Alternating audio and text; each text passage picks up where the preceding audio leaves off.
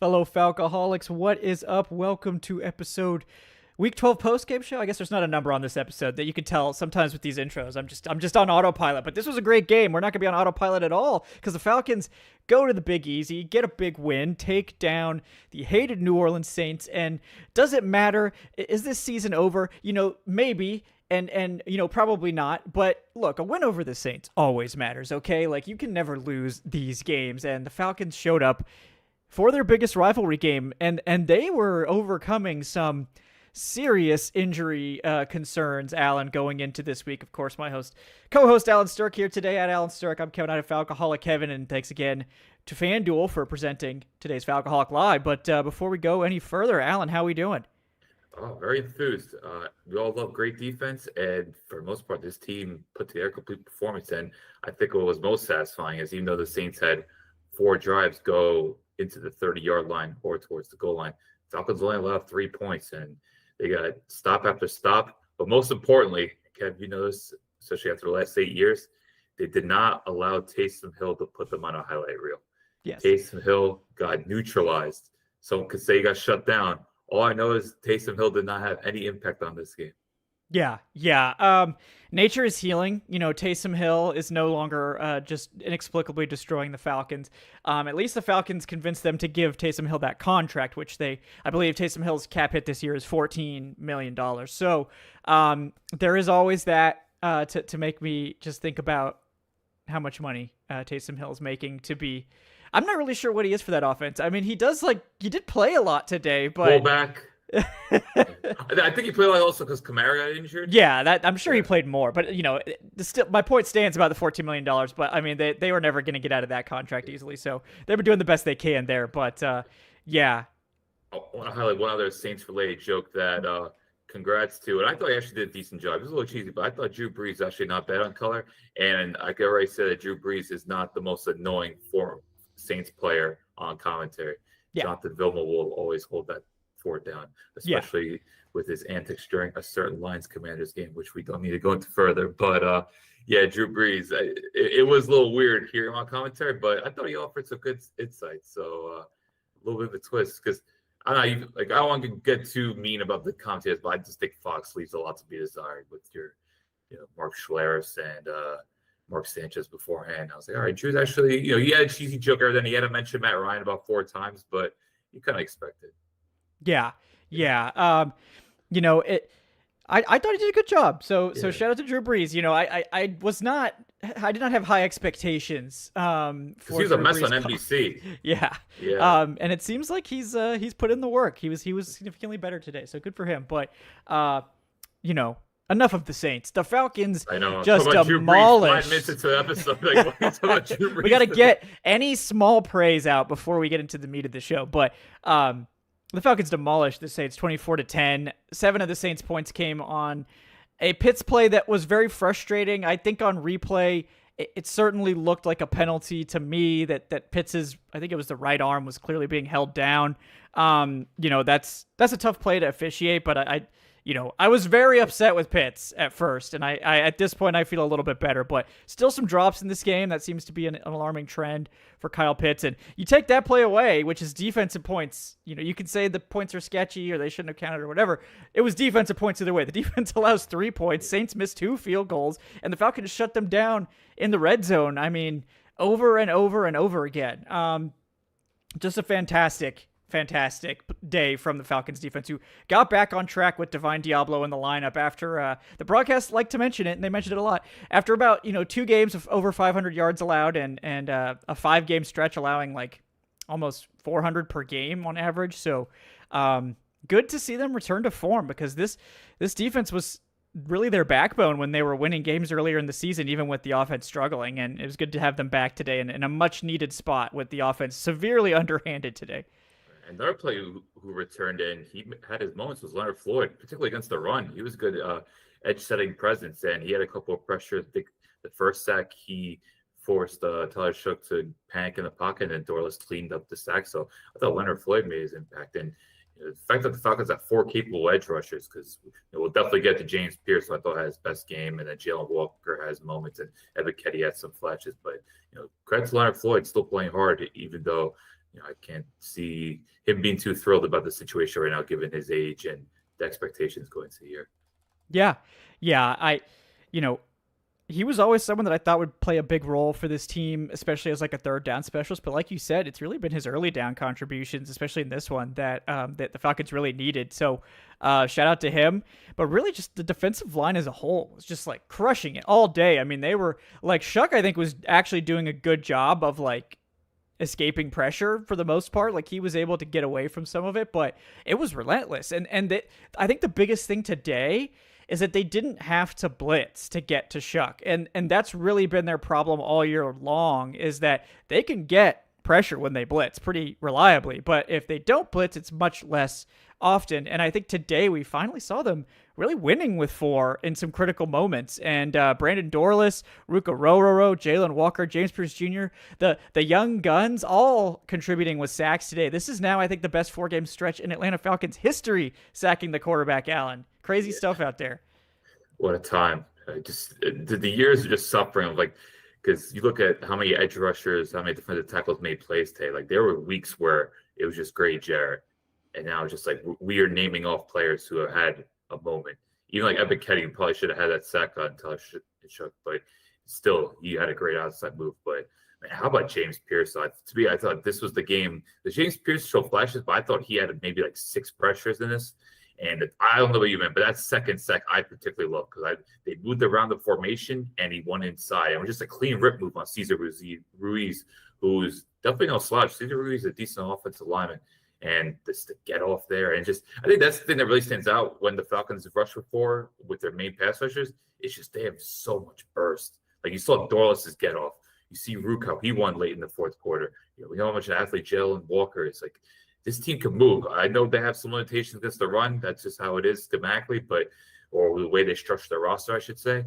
But when this team is hitting with their front 4, you just feel the speed immediately. And I think that's what gets these quarterbacks jittery, particularly young quarterbacks. Because you saw Tyler Shaw, he was running into pressure quite a bit.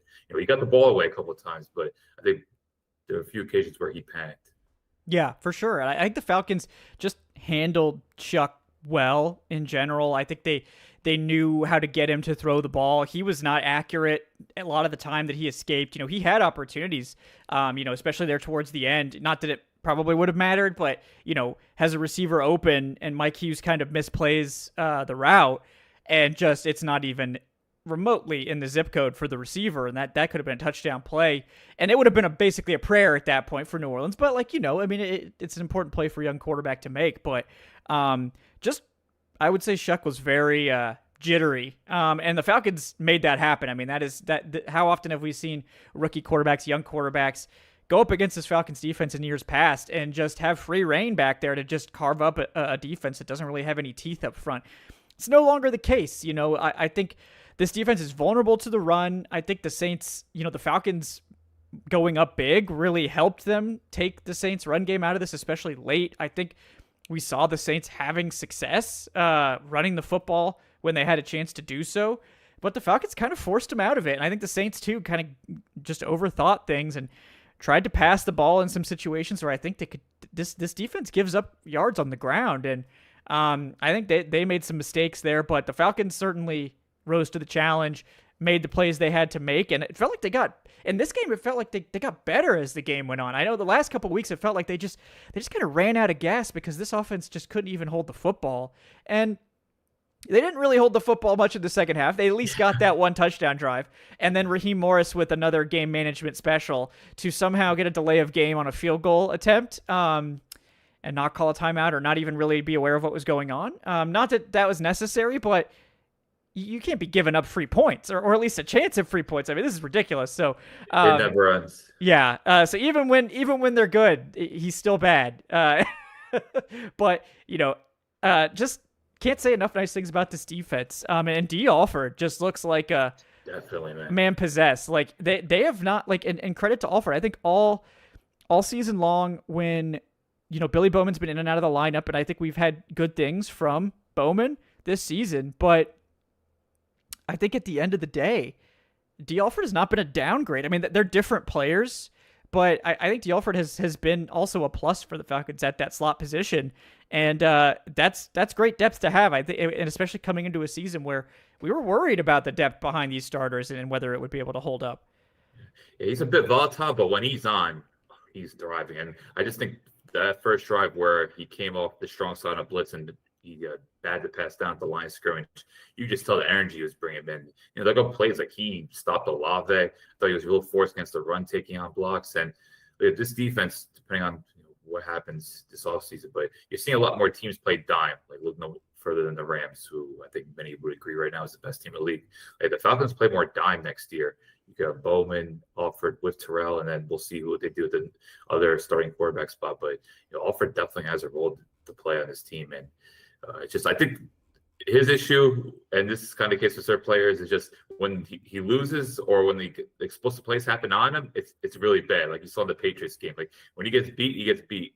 But when he's just positionally sound and when he hits, you feel those hits too. So, and I think everyone could always appreciate a hard-hitting defensive back because I think those are the type of players that set the tone.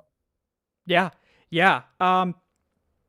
So I really appreciate what we saw from the Falcons defense today. We needed them to step up and shut down a Saints offense that has mostly been pretty bad, let's be honest, but like they showed up against the Panthers, apparently something the Falcons are not capable of doing. And they were able to put up some points there, and people were like, "Oh, this Tyler Shough, he's turning the corner. Maybe they got something here." I think we're probably, not going to be crowning Tyler Shough anytime soon, but again, I would give Tyler Shough the same grace as any young quarterback and say, like, it's far too early to know anything about Tyler Shough. I don't think he was egregiously poor today or anything. It's just, definitely didn't seem to elevate the offense, although I will say the Falcons defense didn't make it easy.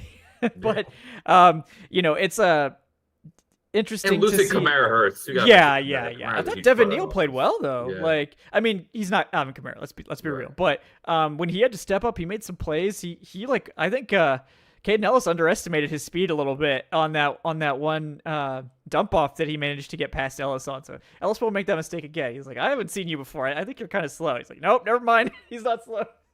Yeah, you rarely see Ellis get beat like that. But I think Ellis got him later in the game. I think it was like on the screen. He got him for like a 2-yard TFL. And then Bates had the PBU on Juwan Johnson. It's just, it feels like every defensive player on his team had a moment. Like, even though it wasn't a stand play, like I thought Mike Hughes was really sound in coverage until the last drive where he was fortunate not to, that play didn't get capitalized on. But Mike Hughes, there was like a go route to Chris Olave where he step for step in his pocket, didn't pretty much force him out of bounds. So, and Mike Hughes has been out for like a month, right? Yeah. I mean, he'd been out for at least 2 games, I think. It's been some time. Like I know he wasn't there for the Colts game. I don't know the Patriots game. I can't remember. I think he got hurt in the Patriots game, maybe. Okay. But yeah. But you get those veterans back like Hughes and Floyd. These aren't remarkable players, but the guys that they're veterans. They're on there and they're gonna make sound plays. You're really gonna see them out of position. Now these are against lower level opponents.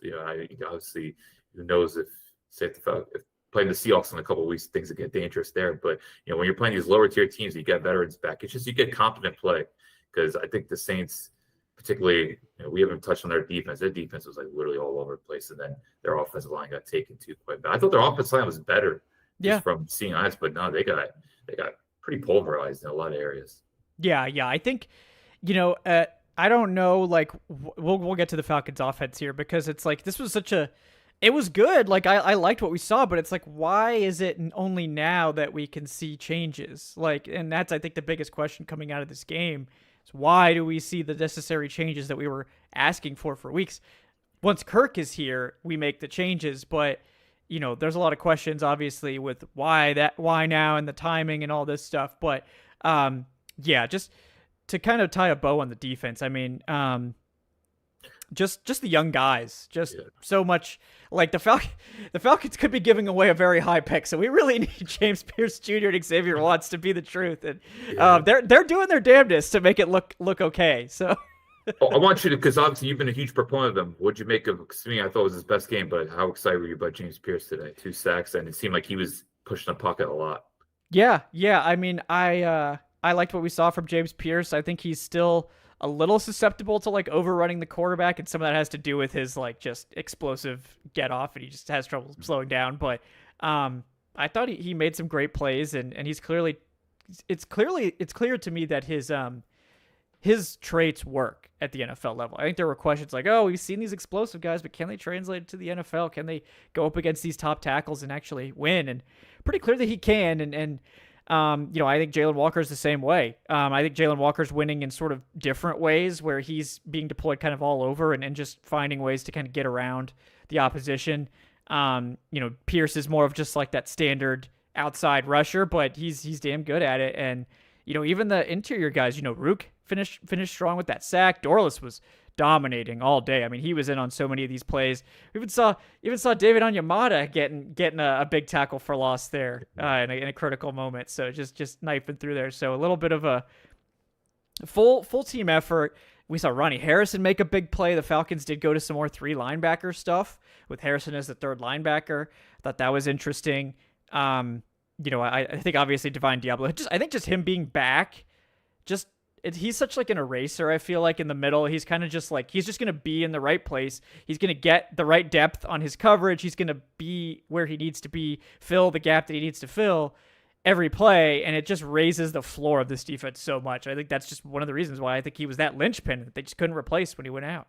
Agreed. And it just felt like in the intermediate to deep middle areas of the field, I felt like the Saints couldn't find any success there. And we've seen over the past month teams have success there, from the Panthers, the Colts, the Patriots, like attacking not just in between the numbers, but just that middle area, intermediate, deep area of the field. And with Diablo back, of course we got to watch the film, but it just felt like the Saints couldn't find any success there. It was a lot of outside numbers, or they were running maybe a couple screens, or Juwan Johnson was making a play on the outside. So that's very encouraging to see. So you could tell like Diablo's presence it just uplifts everyone, and it kind of helps them add a couple new wrinkles, because we have not seen the Falcons use base or use 3 linebackers like that this season all that often. I don't think they've had really the opportunity given the lack of depth, because it wasn't like JT Bertram was going to get snaps early this season. Thank God. Yeah.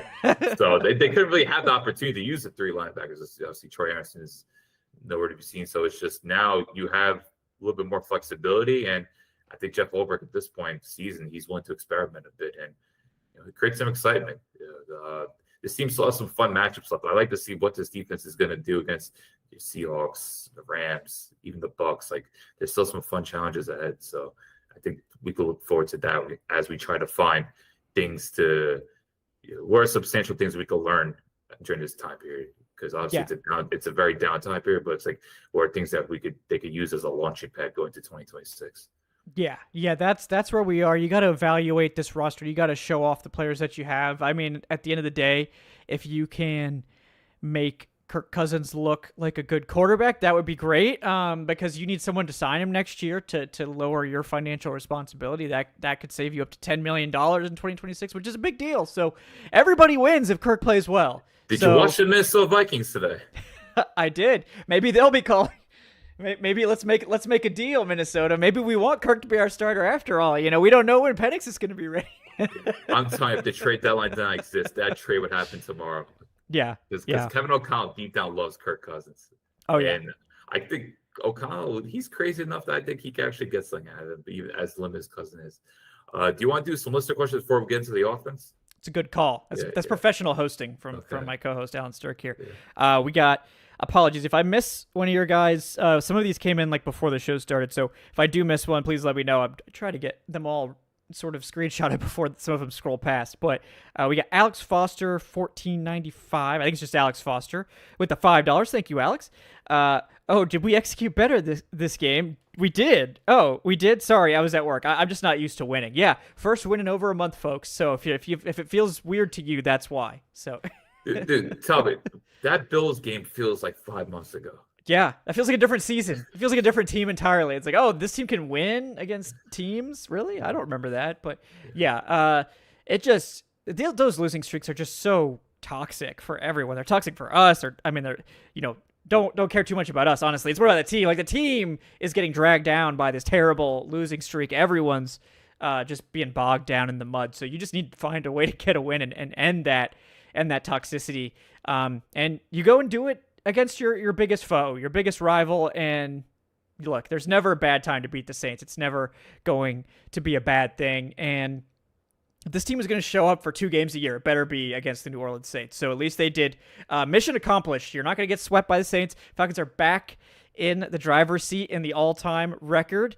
If you win later this season, you can take a 2-game lead over the Saints and secure that record for a whole another year. So let's get it done. Let's get it done, folks. If we can't do anything else, at least we can sweep the damn Saints. That's what we're playing for at this point, Alan. But all right, we got UCW to the bone says with the $5, lots of play action today, including a flea flicker. Does this confirm Penix isn't comfortable under center? I mean, I'm not really sure that it does, because it's just, we don't really know why they weren't using under center with Penix. I mean, obviously it looks like, oh, well, they just couldn't do it because Penix didn't want to do it or something. But I mean, I don't know, man. I honestly couldn't tell you. I think that would be just making a big assumption if we were to say oh, well, they're using under center now because Penix can't do it. It's I mean, maybe they should have practiced it during the summer if they wanted to run it, and maybe they should have definitely done that, because again, there are certain times when you really need to be under center for certain plays, and they clearly weren't willing to do it with Penix. So whatever the answer is there, I don't think it's a good answer. I mean, I'm certainly glad we're seeing it now that they made some strong plays under center, but yeah, I don't really know what it says about Michael Penix. We know he didn't run it a lot in college, but I mean, other than that, I don't really know. I think we'd be making some big assumptions at this point. Yeah, I don't want to give too much speculation. I do wonder if it's because the increase of using 13 personnel could have led to it. Because if you're using 13 personnel, don't you have to kind of be under center? Yeah, I mean, it would be hard not to, but yeah, I mean, yeah. I don't know. I mean, I don't underestimate Zach Robinson. I'm sure he could find a way to make it look weird, but Arthur Smith could find a way. Arthur Smith for sure. Yeah, I'm not sure if Zach Robinson's powers extend that far, but it was good. We saw a lot of 13 personnel today, so I think that played a big part behind it. Yeah. So we'll see. We'll see. But I mean, I like that we're seeing under center. So I guess no matter how, if we can just get that somehow, that's great. So let's see. We got Love Dogs Avery. Thanks, Avery, with the $2 saying the Falcons Twitter account just had an amazing tweet. I will have to go look for it. Thank you, Avery. In the meantime, while I pull that up, we got John Cena Champs with the $5. Thank you, John Cena. He could see us tonight on the live stream. Yeah, that But you can't see. Yeah, somebody play the Cena music in the background. Yeah. Finally got the W when we had 5 or more sacks. Also, 4th straight game with 5 sacks. Yes, good stat there. Nobody in NFL history had ever lost 3 straight games with getting 5 or more sacks in each game. So at least we don't have to make that 4 games now that you also lose. So. By the way, what'd you make of that stat? I couldn't believe it. 11 straight red zone touchdowns. That was a very quiet stat. It's kind of incredible, right? That somehow this team could be so offensively ineffective and have 11 straight touchdowns in the red zone. At the same time, I'm not sure how that's possible, but they managed to do it. So at least the one area you could say well, Zach Robinson's improving apparently is the red zone offense. So that is an important area. So they do owe a lot of credit to Drake London for that Patriots game. Saying all the spectacular catches he made to keep that streak going. So, but yeah, that was actually, I saw a stat on the broadcast. I was just wait, that is the quietest. That takes the. Remember, Steve Sarkisian went on a heater early in 2018. They had the debacle opening night against the Eagles, and then for 4 weeks, the Falcons scored at every red zone opportunity. Yep, and insane stuff. So yeah, I'm certainly glad. I mean, they added to it tonight. I think the streak is still going. So. I think Cousins got sacked and then because they went into the 19-yard line, so technically they should only count it if you go into the red zone on a first down. If you just cross the line to get to the 19, it kind of feels a little cheap to me, but whatever, because they got inside the red zone on and it was a 3rd and 6 at that point, from the 19th. I don't know, but fair enough. The streak's over, so we can all go home now. But guys, we got ML Brilliance with the $2. Just came to say Cousins greater than Penix. Well, I also watched Kirk Cousins last week, so I'm not going to go there at this point. But this was Definitely the best game we've seen from Kirk Cousins since, he was healthy last year, so that's nice. And I mean, other than him just like not really being able to sense pressure in the pocket like at all in the first half, I feel like he just kind of just got sacked like several times, and he just like didn't seem aware that it was coming. And the offensive line also was not, exactly playing great. I think Jake Matthews had a pretty bad game in the first half, but you know, he made some plays. I think that Darnell Mooney touchdown was like the best Kirk Cousins throw in at least a year. So nice play there. Love to see that, and love to see Darnell Mooney get back in the end zone finally. Yeah, that was a feel-good moment, just given the turbulence both of them have endured over for Mooney all season, and for Cousins since December. Just like, because I think there are a couple throws where you actually saw legit velocity from his arm, because everyone just thinks Kirk Cousins' arm is just cooked, and I would say, yeah, in some ways, but if he's able to get the ball up his spot, like he needs to be able to operate without being asked to move. Even though I think as the game went on, he started moving out of structure better. He had a pretty painful intentional grounding, but there is not a Falcon game without an intentional ground at this point, so he's got to live with it. But it just seemed like as the game went on more, he was able to navigate through pressure better. But yeah, that first, I think the two drives, like the Cam Jordan sack, which, man, it's still wild to see Cam Jordan playing. But like that one, it easily could have been avoidable. He was just standing to step up a second. He just wasn't paying attention. He had no idea, man. It's just like. So, but he got more comfortable as game on, and you could tell he got into rhythm.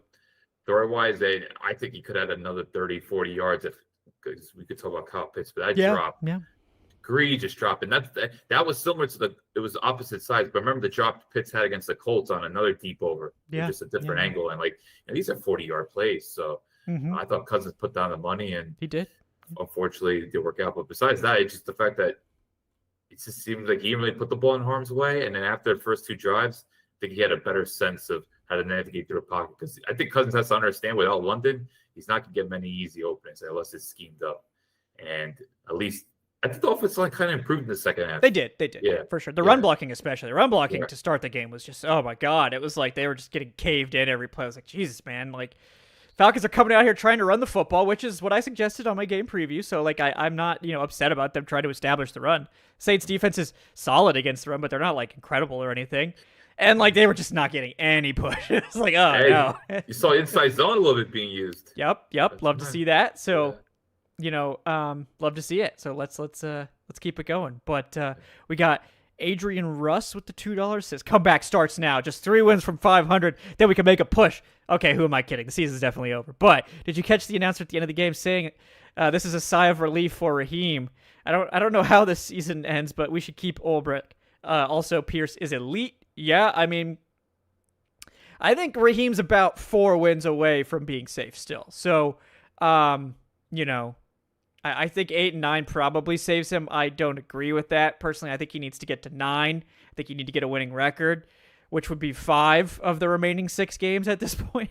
And obviously, if you can win all 6, then you're 10 and 7, and you're cooking. But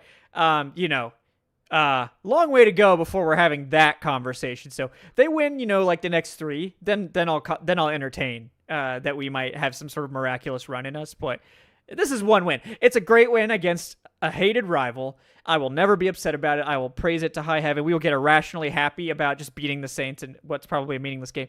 But it's the Saints, and anytime we can curb stomp this team, I'm going to celebrate it, all right? We don't have much to celebrate this season, but we could celebrate beating the crap out of the New Orleans Saints in their stadium, too. Love to see it. So they still get loud. I'm like, wow, this is a 2-win team, but they're still very passionate. And, I think it just goes to show you the magnitude of this rivalry, the fact that even with both teams being miserable and they can't wait for 2026 to be here, there's still fuel there. I thought this game was going to be dead quiet, but I clearly underestimated just the pure hatred between these fan bases. And credit to Falcon fans traveling out, it seemed like they actually showed up pretty well, which I was stunned by, because I just feel like, what reason do you have to go? But that rivalry, it does things to people. They got to show out.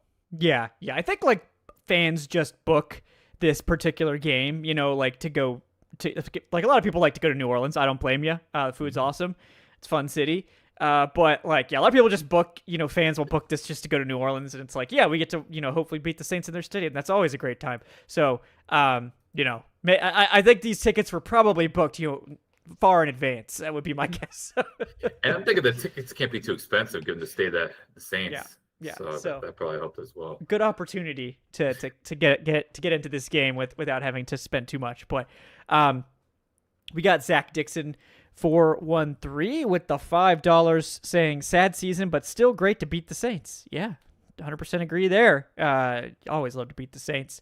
Got Adrian Russ with the $2 saying, imagine just how different the conversation would have been if we beat the Panthers last week. Also, how likely is it that Raheem would have been fired if we lost today? Maybe that's why he finally managed the clock better at the half. Yeah, I'm glad you didn't say all game because, that would have been too far. But yes, no, I was waiting for the legendary clock management issues before half, and they executed a good perfect before the half drive. I mean, the only thing better would have been a touchdown, obviously, but that's hard to pull off. So no problems with that. It was just oh yeah, sorry, we just forgot to kick this field goal on time. Just to throw 3 points away. We pad our stats a little bit, I guess. I mean, Zane Gonzalez is trying to add to his Hall of Fame resume here, so ruined his chances. But we'll talk about Zane here too, because he deserves a shout out as well. He's been a nice bright spot despite this awful slump they've been in. But we got Mikhail 2K337 with the $2 saying, we may suck, but the Aints suck more. Yes, they do. So that's your headline. That's the headline. We got Alcatraz V1 with the $2 saying, which I think is Solaire. Yeah, I don't know why it changed your names. That doesn't make sense to me, but whatever. It's Solaire. Darkness still looms, but the Saints, they're still awful. Yep. Hey, love to see it. These posters going on and on. Just anytime they I love it. On the Saints, I love it. Just okay. You got to take advantage. We don't know how long this is going to last in Atlanta. So, and the Saints, they're really bad, but we can't take these for granted. That's for sure. So, before we get to the offense, real quick interlude for Zane Gonzalez, who I think deserves a big shout out. Perfect in Atlanta over 3 weeks now. This is no longer a flash in the pan. He made some tough kicks today too. Some of his kicks earlier have been a little easy, but 56-yarder. I mean, they were gonna let him line up and kick a long 50-yarder again. So, seems like he's earned their trust. They're willing to kick some of these long kicks that they clearly were not willing to even attempt with Parker Roma, which should have been a big red flag to the coaching staff. If we don't even feel comfortable kicking 55 to 57-yard field goals in this year of the NFL, then we really can't play this guy. But at least they finally moved on to a kicker in Zane Gonzalez, who seems more than capable. He looks great, so good for him. Also, critical tackle. He didn't exactly get the guy down, but he slowed down that Saints player and kept him out of the end zone. So that was important. By the way, how troubling was it that they had only 3 defenders on that side, or 3 special teams players, I should say? Pretty troubling. That coverage, most people could have got a explosive play off that. Just the Falcons were not aligned properly to stop it, and I think Marquise Williams should be. There should be questions about him because it's happened pretty frequently this year. Colts in particular. Yeah, I mean, we have a lot of questions about this special teams unit in general. Unfortunately, Jamal Agnew's best return gets ruined by Felipe Franks again with a post-snap penalty on special teams. That man can run the Franks tank, but I think he just needs to run the Franks tank and nothing else. Because when he plays on, I think it's almost every game he's got a special teams penalty to his name. So, that's going to get you cut, Felipe. You're going to have to cut that out immediately. You're probably already on the edge. Catoriano's playing over him on offense. Really, the only play they seem to be able to draw up for him is the Franks tank, which I do like the Franks tank. Don't get me wrong, but are we sure Charlie Warner can't run the Franks tank? I mean, dude, they were feeding Charlie Warner today. He had 3 missed tackles. 3 catches in a row.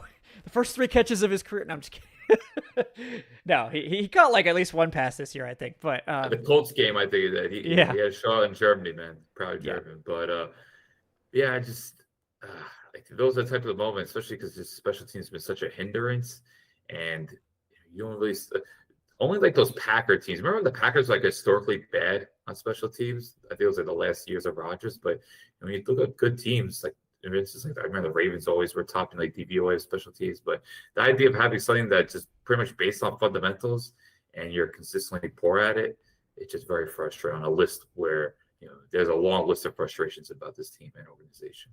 Yeah.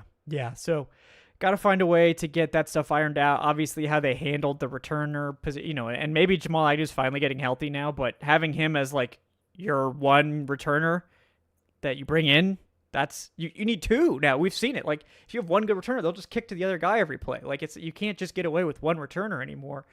And when Agnew's not been in there, it's been just bad. So, and even when Agnew was coming back from injury, it was also not good. So, I think Marquise kind of bungled that position, and the kicking situation has been bad all season until Zane got here.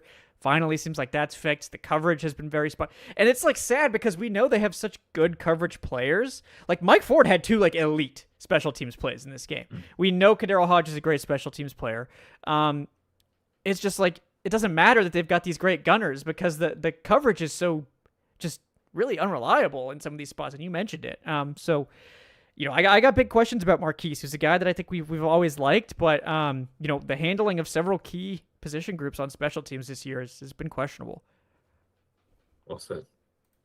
All right, so finally getting to the offensive D. I mean, we talked about it, but best game for Kirk Cousins since his injury, without a doubt. I mean, we're not talking about explosive stuff here, but a hair under 200 yards, but only 23 attempts, 16 to 23. You love to see that. 2 touchdowns. The interception, I mean, I do blame Cousins a little bit for that because Pitts was not open, but I really blame the defender more than anything. I mean, I think Pitts was being held and, it was whatever. It was one of those bang plays. I think maybe the previous drop, and I'll watch it back because I was getting a lot of heat from people thinking, it was PI. I was like, all right, let me see again. Like, because it was such that a bang one play. angle. Yeah, it was just one angle from the back of the play that they showed kind of at the end of it. And you can see, I think it was McKinstry. I can't remember. But basically, or maybe it was Reed. I don't know. But he's like holding down Pitts' right arm, as the ball's flying. So it's like Pitts can only get one arm up. And like Pitts' hands are big enough. Maybe he can still catch it. I mean, I don't know. But because usually you see like the hand around the waist, you don't see it on like corners. As long as you're not tugging the jersey, if you're not pulling them back where it's affecting their movement, officiating crews usually allow you to hold it a little bit around the waist.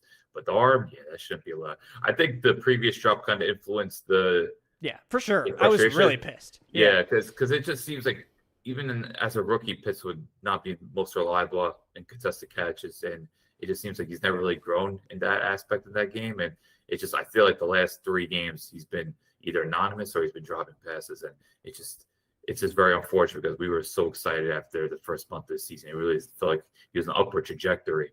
Yeah, but I think ever since that Colts game, he's either been non-factor or he's been wasting big play opportunities. So if this team's gonna need him, I think PCL injuries take considerable amount of time. Like I doubt Drake London will be back for at least another 2 games, if not 3. Yeah, because I agree. Yeah. You see what take time. Yeah. You see what happened to Brock Bowers. You saw what happened to Ricky Pearsall. Like I'm not going to go on rant about the organization's decisions on how they communicate when it comes to injuries, but I'll just say like PCL injuries are not temporary. Like it's not something you just come back from instantly. So I think they need to temper that. And if that means, because it's going to get more targets, and it's not like the Falcons are always going to have this game script. Like, okay, they could replicate this against the Jets. But let's not forget they have to play the Seahawks and the Bucs back to back within a 5-day stretch. Yep. Those game scripts are going to be probably rough. So that's where Kyle Pitts, if they need him to get 10, 12 targets, he better be ready for it. Yeah, and I think he's finally getting healthy. Pitts, that's been a big thing, but the drops over the last few games have just started to pile up, and he just needs to focus on catching the football. I know he wants to make a play for the team, and I think he's feeling the pressure now with Drake London out especially, but you got to bring the ball in first, and then worry about the rest. And we've seen lots of players do this. It happens to the best players in the NFL, but it's been happening more consistently with Pitts, and he's got to get that cleaned up. That's not we can't have these open looks or these passes that got to be complete, these big shots, these critical plays go for no gain because of a drop. It's not something we can allow. It's not something we can have. It gets your offense off schedule. It's just there's enough problems on offense. We can't be dropping passes so. Yeah, because if you were in the Carolina game, it was, I think, in overtime. We had a short crossing pattern. It was like a high-low, and he was ready to make a move before he even had the ball, and it was just another unexpected drop. It's just like concentration, and for a player with his experience, you just expect better. But I definitely want to touch on Darnell Mooney, though. Wow, he looks more comfortable out there. Like you saw when he was going out Alontae Taylor, he was able to handle the physicality. Because a lot of what I'm seeing on film is when corners press him or get physical, he just kind of caves in. Today, it seemed like he played with more physical edge, and we saw him make not only explosive play downfield, but he actually had a tough catch near the sideline.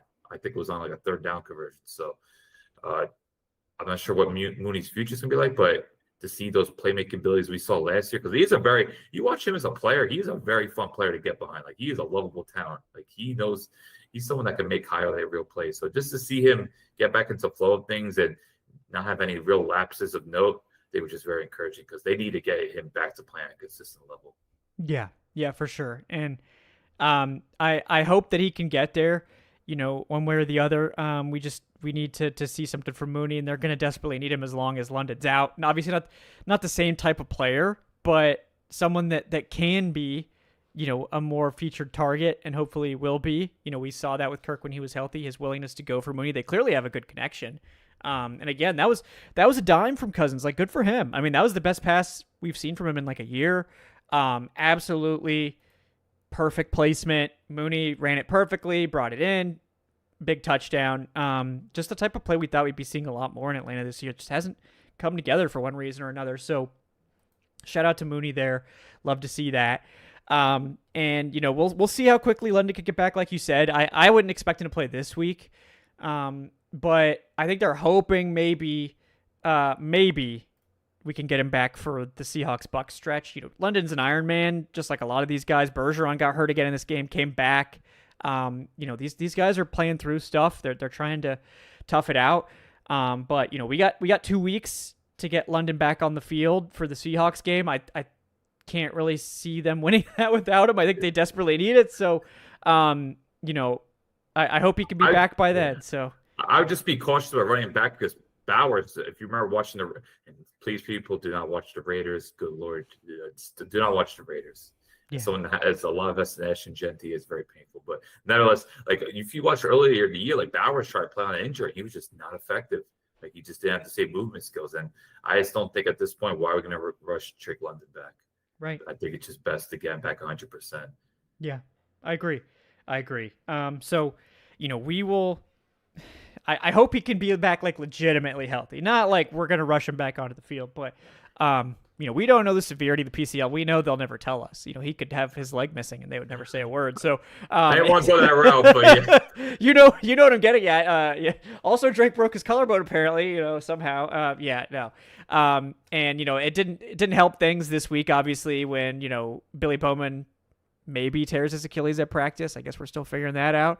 And Zach Harrison re-aggravates a knee injury, and he might be out for the rest of the season as well. Storm Norton re-aggravated his injury when he was like a hair from returning from IR. It's like they are not handling these injuries well. These guys should not be re-aggravating their injuries. I don't know if they're trying to rush guys back on the field or what, but this should not be happening with regularity, and it's now happened to multiple players that have gone on possibly season-ending IR, obviously with Norton that is. So they got to be better, obviously, the strength and conditioning staff there. I mean, I think it's always weird to blame the strength and conditioning staff for, like, injuries happening in the first place. Like on a football field, it's like, oh yeah, so-and-so got hurt in the game. It's the conditioning staff. What did they have to do with the Saints player, like, tackling him and wrapping him up, crazily? Like, that has nothing to do with strength guy. Now, the re-aggravation when coming back from injury, now you might be onto something. So this is just a different orientation, guys. Not just trying to throw everybody under the bus for anything. You got to be a little bit more targeted with your criticism. But trying to think, I mean, after a rough start, we talked about it. I thought the run game finally got going, especially in the second half. Bijan ended up having a very effective day on the ground, 5 yards per carry. It felt like he could have done more, but I think they were sort of, in the second half especially, like, they didn't get the ball in the third quarter. They ran like 3 plays in the entire third quarter, so that was not great. And then in the fourth quarter, they were like sort of salting away a 2-touchdown lead. So it's kind of like, do we really need to be giving Bijan these touches? The answer is no. Just let Algier run it out, which is what he's here for. But I was encouraged to see the run blocking and just the overall play of the run game just improve in the second half after an abysmal start to the game. And this kind of corresponds a little bit to the run game because it ended up being Bijan's play. But we actually saw not just an effective play, an explosive play off a screen. I think that might have been the first time this year. What do you think? Yeah. So, sorry, I just lost you for a second. Okay. I didn't hear what you said. Okay. No, I was saying, like, today was the first time I feel like the team had explosive play off the screen. Now, it wasn't your standard like bubble or jailbreak, or it wasn't on the outside. It's like a traditional screen to a running back. I'm like, this has been missing from the offense all year. And it's fitting. Like, I think it was like a second 19 because I think second 24. Oh, even more. It's crazy. Yeah, Elijah Wilkinson. Oof. I mentioned this. I wrote about it this week. Do you think, especially with them being out of the playoff, do you think they should give like Mike Jarrell a chance at this point, see what he has, or that's a bad move? I haven't seen Mike Terrell in practice, so that would inform my decision a lot, I think. Because Elijah Wilkinson might be like giving up a lot of penalties, and he is giving up a lot of penalties. It's pretty bad out there. But I don't. Options. Yeah, I mean, you know, Elijah Wilkinson has been okay as a blocker, so that might be more important. But back-to-back false starts after 3rd and 1, that is, you can never have that. That is absurd to me. Like this, I mean, like, look, they beat the Saints today. We're happy about that, but this team still like shot themselves in the foot. They threw away an opportunity at a field goal. They threw away an opportunity at like a 3rd and 1. You know, like that's a play you should expect to convert, to end a drive. You know, and there's just too many of these dumb mistakes still. And yeah, you win by 2 touchdowns. You love to see that. You love to beat the crap out of the Saints. All that is absolutely correct, but at the end of the day, you gotta be better. You know, we can't just see Raheem beat the Saints and the Jets or whatever. We got to see Raheem actually make meaningful improvements to the sloppiness of this offense and this team as a whole. And didn't really see that today. I mean, I think they sort of won in spite of the continued sloppiness. We saw it on special teams with Felipe Franks getting another post-snap penalty, and we just got to do better. I thought both coordinators did well, though. Like, you actually saw a coherent offensive plan. Yes, the usage of 13 personnel, mix up the running game a little bit, heavy flash under center. So this was definitely one of Zach Robinson's best games. And like, we've been raving about Ulbrich all year, and it just seemed like the defense didn't really allow the Saints to get much explosives, and they limited their yak as well, because the Saints have some dangerous guys after they catch, and seemed like the tackling was on point there too. So huge kudos to the coordinators, and yeah, you just hope things could clean up when it comes to the unnecessary penalties and just the overall sloppiness.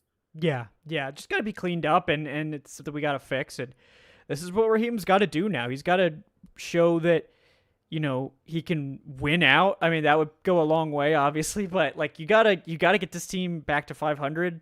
You know, you got to find a way to get this team to that 8-ish win range, because otherwise I don't know that you can make a good argument to keep him around. And I'm not even sure him getting this team back to 8 wins is a good argument, but that's where I'd be starting. It's like, you know, this team is better. This roster is better. We spent capital to go compete with this team, and you couldn't even make strides with it. And we're going to hear excuses about the injuries, but it's like, the injuries, like, they were 3-6 before we got this run of injuries. Like, I mean, I don't want to hear it. Like, yeah, like, Caleb McGarry was out, but go find me a team that didn't have any significant injury, like, at that point of the season. Like, go find me a team that's like perfectly healthy somewhere. Like, it's just, you got to find a way to overcome it. And like, I really don't think this team was that bad off until the last, week or two. I mean, look at the team that's first place in your division. Yeah, I don't think there's been a team that's been more ravaged by injuries. Mm-hmm. So maybe the 49ers. That defense. But yikes. yeah.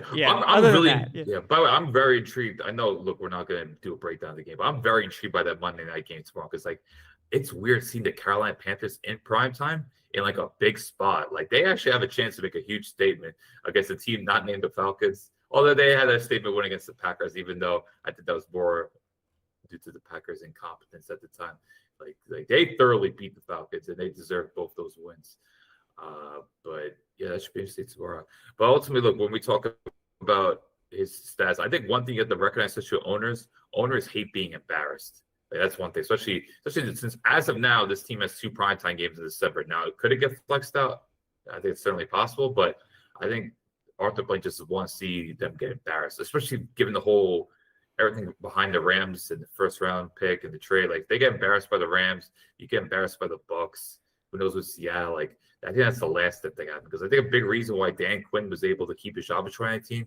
Yes, they upset the Saints and the 49ers, but even when they lost, they didn't get embarrassed. Like, there was like a respectable, not effort, because I think Falcons are always going to play hard. Like, I think that's one thing. They haven't really quit on their coaches. Like, the work ethic is there. It's just they just get completely destroyed time just due whether it's a lack of personnel or just pure coaching. I just don't think they could afford getting embarrassed too many more times, because I think the Miami game and the Carolina game and then just the close losses, it just seems like a lot of their losses, whether it's been a blowout or a narrow defeat, had an embarrassing element to it. I agree. So yeah, I think if they could at least go down commendably against your Seattles and Bucks and the Rams, maybe he has a stronger case. But at least the schedule will get tougher at one point to at least challenge him, because let's see what he's got. To me, the best coaches know how to work under harsh adversity, and he's definitely under a lot of adversity right now. So let's see what he's got. Right. Infamously, Raheem Morris on 2, 3, and 6 teams that bounced back to make the playoffs. I don't think he's ever been on a 3 and 7 team that bounced back to make the playoffs, though. So this could be a new stat for Raheem if he can pull this off. And look, if he pulls this off and gets into the playoffs after all this, then yeah, we can have a conversation about keeping him. I mean, I don't think you're cutting him after that, but the chances of that happening, I think we all know, are extremely remote, to say the least. So at this stage, the Falcons got to take care of business first. Go to New York against a Jets team that's totally moribund, and go kick some ass, and get within a game of 500. Then you got 2 big games, right? Seahawks, Bucks, and 2 of them are, like you said, Alan, back to back, 5 games apart. That's a brutal stretch, but that's where they're going to make it. Their make or break of this season is, can you go get a win against Seattle, and can you go get a win against Tampa Bay? Because if you can, and you can back end this 5-game losing streak with a 4-game win streak with wins against the Bucks and Seahawks, and we'll see how the Bucks are doing. But at this point, the Bucks have lost a couple games in a row. Maybe if they keep losing, 10 wins is too much for this team. I'm fully saying that. But if the Bucks falter, and you only need 9, then you can talk me into this miracle situation if the Falcons get past the Bucks and Seahawks with wins. So, wild stat: the last 6 games, the combined record of the opponents the Bucks have faced, 45-18. Like, they've faced a gauntlet, and they're playing the best team in the league right now. So I'm not gonna be too down on the Bucks. Like, they've played some heavyweight teams, and look, that comes with the territory having a first place schedule. But I assume they're gonna possibly play some weaker teams soon, whether it's like a Miami or I think they play the Saints again. But it'll be interesting. Like, they played the Panthers 2 out of the last 3 games. So NFC South's gonna get spicy. Yeah, we'll see. That would certainly help the Falcons if the Bucks could fall apart. That's probably their best ticket at this point, is if the Bucks can fall apart and Atlanta can somehow sneak in with like 9 wins. But you also have to get ahead of the Panthers, who have now swept you. So can't tie with the Panthers either. It's not gonna be good enough. So long way to go. I enjoyed this one. You mentioned it. I think this was the most cohesive game plan we've seen from Zach Robinson. We saw a lot more play action. We saw some under center. And we saw a lot of play action, like way more than usual. And it's just like, why does it take this Kirk Cousins injury to get this changed? Because I don't know what they're thinking. I don't know what they're doing, but I mean, you could tell me that, like, oh, well, maybe Penix isn't super comfortable under center. Okay. So you need to get him comfortable, first of all. But, like, number 2, you can't tell me he's not comfortable running play action. I mean, the dude ran play action like almost as much as any quarterback in college football. This is bread and butter. So, I just, now that Kirk Cousins is here, all of a sudden you want to run play action. It's just, I don't really have any good answers for these questions, and that still really concerns me. But, I mean, look, whatever it takes, I guess, for Zach Robinson to learn, and Kirk clearly has a better connection with some of these, like, depth receivers, which could be critical considering the Falcons, like, desperately need, like, David Sills and Dylan Drummond to, like, actually play and, like, make plays. But, hey, work on the scout team. They spent those long summer days on the scout team. Yep. So, let's see it. Let's see it happen. Let's see this team, first of all, go take care of business against the Jets, and then we can talk about the Seahawks. If they get that win against the Jets, we can keep hope alive. But the next loss, guys, is, at that point, it's like the best you could do is 9 wins, and that's none. Yeah, see, it's just not enough. I understand we want to have this conversation, but like, to me, I'm completely ruling it out. I think the thing we should most look forward to is just seeing how many of these defensive players emerge. I want to see Can Matthew Bergeron put together? I think he's had a pretty disappointing season. Can he look? He's going to be the star next year, but I like to see him at least go into next year with a bit more positive play. I just think this, particularly in pass protection, it's just not been good enough. So I'm just at this point looking at certain personnel of with the building blocks going to 2026, while also enjoying, I still want to see Lindstrom, Bates, the guys that have played all pro level. I want to see them maintain that. And then even so, like a Divine Diablo, can he recapture that magic? He had a great game today. But what he did over the first 7 games, is he going to end like that? Because imagine going to next year and I feel like the linebacker position has been very problematic over the years. The fact that if they're fully solidified the linebacker position on a team that doesn't have a lot of draft resources and a lot of holes on the roster, it would be nice not to be concerned about linebacker. And you have that guy in Diablo who's a true 3-down side of the sideline playmaker. Yeah. I we got a long way to go, and there's a lot we need to see from this team, and I'm looking forward to getting to dig into this roster a bit more. I mean, you mentioned it, on defense. I think we can, if this defense finishes more like today and not like the last couple weeks, we could be going into 2026 with this defense mostly intact, and you just can try to add a couple pieces to finish it off. And maybe you spend some free agent resources there, find a nose tackle somewhere. Sometimes you could do that on day 3, that's one that you can wait a little bit on. But you're probably wanting to add a corner. You're probably wanting to, pepper some guys in here. But for the most part, if this defense could just keep this level, which is a good level, no doubt about it, and you can actually dedicate another draft to the offense, which has kind of gone by the wayside the last draft. So we need some young talent. We need some offensive linemen. We need some receivers. Running back's good. Not worried about that. And we know there's not going to be any conversations about a quarterback in next year's draft. So you need to bolster this thing. But not needing to spend premium resources on the defense for the first time in forever would be big. And really make it easier for them to paper over the holes on offense if they can really afford to kind of drill down on that side of the ball for a change and not just have to dump everything at getting this defense to a competent level, which it's beyond confident now. I think it's legitimately good. Oh yeah, no, it's the way they're generating pressure. I think the way they get off the field on 3rd down. Coverages the 3rd down. There was a 3rd down. I think they were trying to hit Olave in the back quarter, and it was Watson. Hughes just switched it off perfectly. Their communication at back end is really good, and that's just once again a testament to Jeff Ulbricht's coaching. So, getting that type of play, especially when you have to win the red zone, the Falcons. I don't know how many times they've done this here, but you look at the Colts game, you look at the Panthers game, and that was they've had the last 3 weeks several stops in the red zone, and again 4th down stops as well, and just. Players are communicating properly. They know where to get in their spots. So, testament coaching, but then these players also taking the onus on themselves. And let's not forget this defense is very youthful as well. I know Xavier Watts will occasionally be out of position or miss a tackle, but I think he's already kind of showing he's wise beyond his years, and he's someone that could become a cornerstone for this unit. Yeah, I agree. I'm, again, they need to win some games to make sure they're not giving a top 10 pick to the Rams, because that'll make that trade much easier to swallow if you're not giving away a top 10 pick, because I think we've seen some good stuff from James Pierce, where it looks like he's certainly been worthy of a 1st-round pick. Xavier Watts has been awesome.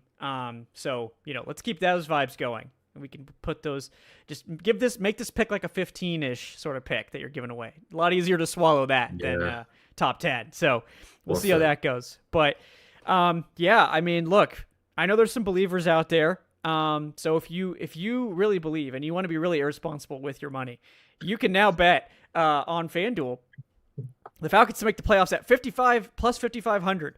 So if you believe and you want to just put a 10 spot down on that, you can make some serious money if that hits. So I mean, why not, right? I'm just kidding. Don't do that. But yeah, but find a second team. The option's there. It's available to you. Technically everything's available. So, Can you put Bijan Robinson's stat totals and just go with that? At least have a fun time. I probably could, but I'm doing this one. I went with this one tonight. Yeah. Okay. I actually have a fun team one. I don't know if they could get to it. It'd be cool. Can the Falcons get to 50 sacks? Who would be bold enough to do that? Because I think they're going to get to 40. Oh yeah, they're almost at 40 now. Yeah, geez, yeah. What am I saying? Yeah, But I think I would bet on 50. I would. I think. Yeah. I mean, at this pace, but yeah, I need to find those odds. We'll bring that up next week. That's a good. I like that better than plus 5,500 for the playoffs. So. And they're going to be playing some quarterbacks that are either immobile or struggle under pressure. You look at Darnold. Darnold has issues handling pressure. Stafford is aging. Kobe Brissett's a statue. Other than like Baker, because Baker's just going to do some Baker things. Like Falcons have some good opportunities to rack up those sacks. Yeah. No, I'm really interested to see, because I feel like the Falcons defense actually matches up with the Seahawks well, and that they have a corner that they could theoretically try to play against Jackson Smith-Njigba, who's been the number one receiver in the NFL this year. And they can frazzle Darnold a bit with the pressure. So, I don't know. My concern is they don't really shadow, though. Like, Jackson Smith-Njigba will go into the slot. We saw what happened with Ted McMillan. That would be my concern, because they moved Smith-Njigba all across the formation. Yeah, and Terrell doesn't track him, so that's one thing. Smith-Njigba has just been uncoverable this year. Like, you watch him play, to me, he's been the most dominant receiver. Which is, you look at the receiving talent in this league, that's saying something. Yeah, that is a big one. I think we're got to find a way. Again, this is what happens, folks, when you when you lose 5 in a row, especially some games that you really should win. These are the games you can't afford to lose now. You have to win them all. You can't afford to lose a game against the Seahawks, which you should be able to do. This is an 8-win team. It's like, yeah, we don't got to win that one. That's fine. Nope, got to win it. Against the Rams, probably got to win it. The Bucks, got to win that one too. So, there's just no more. Yeah. It's sort of like you're one away. Every week now is like a playoff game. That's the way you got to treat it. And I don't think they'll make it the full way. Again, the bet's still on, right? The Falcons somehow limp their way into the playoffs. We'll get whatever jersey you guys want. It could be Felipe Franks, it could be JD Bertrand, whatever it is. I'll happily buy it and wear it. But still feeling pretty good about that one. So, do you think Prime said after the last year Thursday night game, Falcons Bucks, like, we need this game again? Like, I don't care what week we are getting this game again. If we gotta go to Tampa, so be it. I wonder if they prioritize that, because that game last year was one of the most thrilling experiences watching a regular season game. Yeah. And it'd be nice to see fireworks. And look, hey, Kirk Cousins does have a resume against the Bucks. If we could say one thing about Kirk Cousins last year, he torched the Bucks. Now, I do think the Bucks defense has improved this year, but if you want to dream a little bit, it's Thanksgiving. Let's be positive. Yeah. Look, if they can beat the Jets, we can start talking about this crazy run, and I will be happy to talk about that, as opposed to just total and utter depression, which is what we would obviously be doing if they were still in the middle of their in their losing streak. So I'll take any good vibes at all at this point of the season. So, could you name 15 players on Jets right now? Probably. It might take me a minute, though. Yeah. Because that roster is I think they traded for Michael Carter at corner. That's my deep cut. They still got Quincy Williams, right? Yeah. Yeah. I know their offensive line, so it's like 5. Yeah. Tyrod Taylor. Yeah. I want to see what A.D. Mitchell could do there. I kind of believe in his talent. I think if he could just catch the football, he'd be a great receiver. I do believe in his talent, too. He's a special guy, but can't catch the football. Unfortunately, but I just saw that last week. It was like, how many times is this dude going to hit you in the hands? Like, how many times are we going to see this in one game? It was like over and over. So, but yeah, I think he certainly has talent. There's no doubt about that. I hope he doesn't go like the Jerry Jeudy route, guys. Did you see that Jerry Jeudy fumble? Oh, good Lord. I don't know. I think that might be point shaving. Yeah, I'm not sure what's going on. I don't know what was happening with that one. That was crazy stuff. Do you want to do a few more questions then?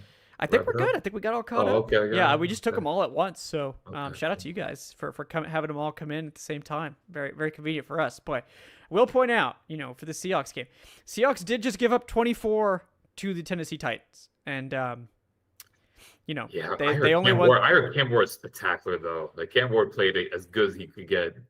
You're telling me Kirk Cousins can't be spectacular, Alan? You're telling me the $100 million man can't come deliver?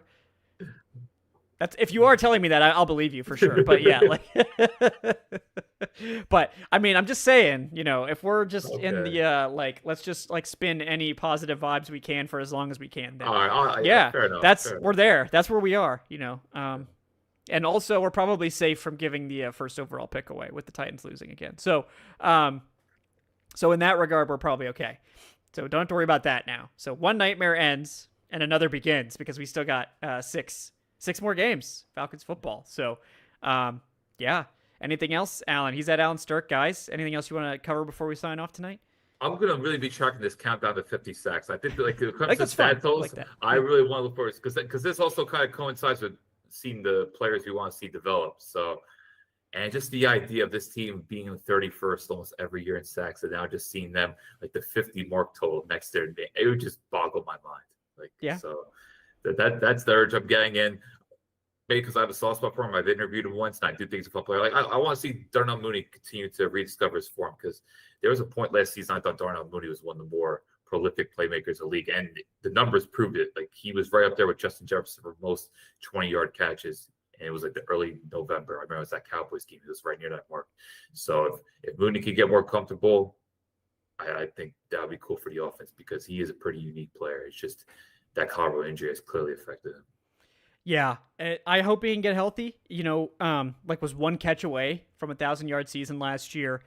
That would have been the first 2,000 yards receivers Falcons have had since Julio and Roddy, right? Or was it Julio and Ridley? Maybe Julio and Ridley had 1,000. I don't know. I don't think so because I always feel like one of them would get injured. Yeah, yeah. I know Julio and Roddy for sure, but yeah, absolutely. Yeah, and I think if Mooney plays in that Carolina game, he would have got it last year, but he got injured. Yeah. Week 18, so just one more catch is all he needed, I think. So I give it to him. I give it to him in my heart.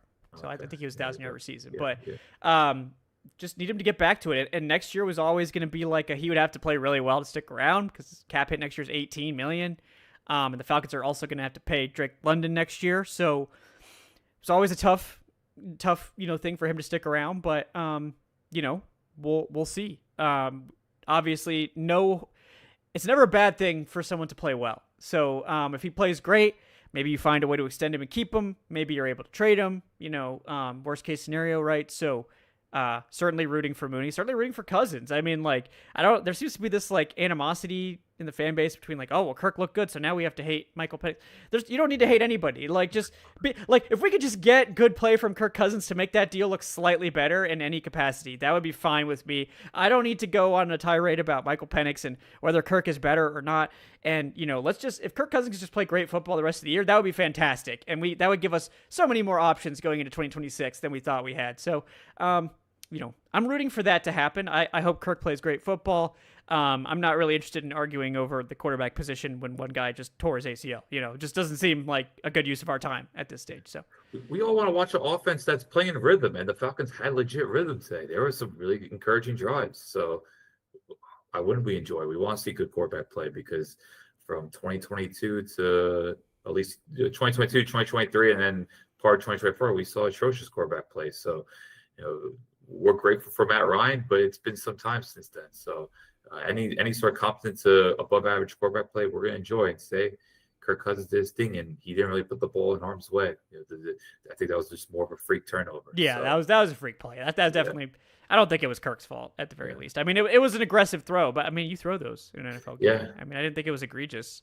And his game was the ball's one of the primary weapons. So yeah, I'm not gonna fall for that. Yeah. So, all right. So let's go ahead and wrap up, guys. We've talked a lot. It's been a fun game. I've very much enjoyed beating up on the Saints. I will always enjoy it. I don't care. We got to beat the Saints at every opportunity. No mercy. No talk of tanking. No, let's get Raheem Morris fired. No. That's got to wait. We're not doing that this week. This week we beat the Saints. Week 18 we beat the Saints. Everything else gets put on hold. So the Falcons haven't accomplished a whole lot this season, but they have prevented the sweep from the Saints. So that is one thing, one box. Now they got to get the sweep on the Saints. It's box number 2. So if nothing else goes right this year, they got to at least get that sweep over the New Orleans Saints. So let's hope we can get that in week 18. And then we'll see what happens. A lot of football left to play. Obviously, it's not looking good. We've known that for a long time. Still not looking good. Looking slightly better because you did get a win. You're not on a 5-game losing streak. That sucks for all of us. We all know how that feels. So happy that's over. Let's string some wins together and see what happens. Probably nothing. But, hey, let's just string some wins together. And enjoy progressing very good defense. Yes, we can enjoy the defense. That. So thank you guys for hanging out with us here on the Falcaholic Live, presented by FanDuel. We really appreciate everyone. I know it's been a tough season. Not a lot to play for at this point other than just, straight up miracles that we've talked about. But we've enjoyed hanging out with you guys. Appreciate your questions and donations. Everybody support the show. Please do like and subscribe if you haven't done so already. That really helps us out. Getting closer to 10K. We did crest 9K, I think, last week, Alan. So I think we're getting close to 9,100 now. So if you guys want to help us get to 10K by the end of the season, we are inching towards that goal. So if you want to help us out, really appreciate that. If you want to support the show in another way, you could leave us a 5-star review on your podcast platform of choice. That's a big help too. Helps us get discovered on those other platforms. And if you want to actually support the show in a financial way, you could join us on Patreon, patreon.com/FalcaholicLive, or YouTube channel memberships, depending on your preferred platform. Appreciate all of our patrons, all of our channel members for helping out there. Also check out, of course, thefalcaholic.com for that great written content. Alan's writing over there. All of our hosts, all of our guests here right at thefalcaholic.com for the most part. Trayshawn just came out with a post-game report, so check that out as well. Next week, the holiday, going to be a little truncated, so we will, I believe, have a Tuesday Takes. No Wednesday Live because, again, it's day before Thanksgiving. We'll all be traveling for the most part. And then we will have a game preview for you guys coming later in the week. But just know Wednesday Live will be back for the Week 13 postgame against the Jets. Hopefully another win for God's sake. This team can't beat the Jets. That is a fireable offense, I think. So we'll see how that plays out. But until next time, guys, give a follow to Allen Strk at Allen Strk on Twitter. I'm Kevin. I have Falcaholic Kevin. We'll see you next time on the Falcaholic Live. Thanks for joining us once again. We'll see you guys. Have a great holiday week. Until then, have a great night, folks.